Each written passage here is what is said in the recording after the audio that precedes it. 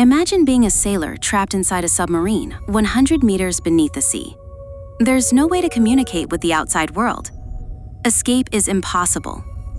Oxygen is running low. One by one, your crewmates are dying. You're left to wait, hoping for rescue, but silently counting the hours until death. Unimaginable, right? This is exactly what 118 Russian sailors endured aboard the K-141 Kursk, a nuclear-powered submarine that sank during a naval exercise in the Barents Sea on August 12, 2000. All hands were lost. Today, we dive into the chilling details of one of the worst submarine disasters in history. The Kursk was an Oscar II-class submarine, a cutting-edge cruise missile platform powered by nuclear reactors. It entered service in 1994, named after the World War II tank battle in the Russian city of Kursk. Weighing over 1,640 tons, it was among the most formidable subs in the world. With 2 nuclear reactors, it could cruise at 30 kilometers per hour above water and up to 59 kilometers per hour underwater. Built with a special nickel-chromium steel alloy and wrapped in rubber padding, it was extremely hard to detect and nearly impossible to destroy with a single torpedo. Its firepower was devastating. 24 P-700 Granite supersonic cruise missiles, 24 torpedoes, and 18 anti-submarine missiles. It could stay submerged for 120 consecutive days and even had a gym on board for the crew. But due to post-Soviet budget cuts, its crew remained undertrained, a factor that would prove deadly. The exercise and the explosion. On August 10, 2000, the Russian Navy launched a massive war game, Exercise Summer X. It involved 30 warships, 4 submarines, and numerous smaller vessels. Kursk had recently been named the top sub in the Northern Fleet and was granted rare permission to carry live ammunition, unlike the usual practice of using dummies during peacetime drills. As part of the drill, Kursk submerged and turned off all communications, mimicking real wartime protocol. After successfully firing a dummy missile, it prepared to launch a dummy torpedo toward the flagship, Peter the Great. But something went terribly wrong.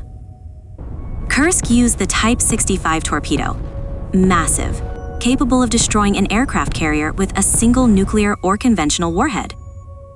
Even without a warhead, the torpedo posed a danger. It used hydrogen peroxide and kerosene as fuel, highly volatile substances. Despite warning signs of fuel leakage and rising heat, officers dismissed concerns. At 11:28 a.m., the torpedo detonated inside the launch tube. The force was equivalent to 100 to 250 kilograms of TNT and registered 1.5 on the Richter scale. The fire spread fast, reaching over 2,700 degrees Celsius, and killed all sailors in the front compartments instantly.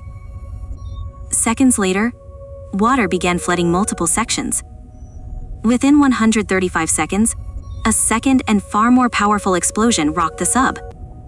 A 3,000 to 7,000 kilograms of TNT equivalent force. A massive hole, 22 square feet wide, tore through the hull. 3 compartments were obliterated. About 23 sailors died instantly. The emergency locator buoy, meant to signal their position, failed due to poor maintenance. Yet seismic monitoring stations across Europe, and even as far as Alaska, detected the blast. Rescue efforts and final moments. In 2001, an international consortium, led by Dutch companies Mammoet and Smith International, was awarded a $65 million contract to recover the wreck. They built a special floating crane barge, Giant 4. Photos taken by divers showed that the bow was so mangled it had to be cut off underwater, using a tungsten carbide cable. This was done cautiously due to the presence of flammable gases like hydrogen still trapped in the wreck. The rest of the sub was raised using balloons and cables, then hauled to a floating dry dock in Severomorsk. The nuclear fuel rods were safely removed, and the submarine was dismantled by early 2003. The bow, previously cut off, was destroyed with explosives after removing dangerous components.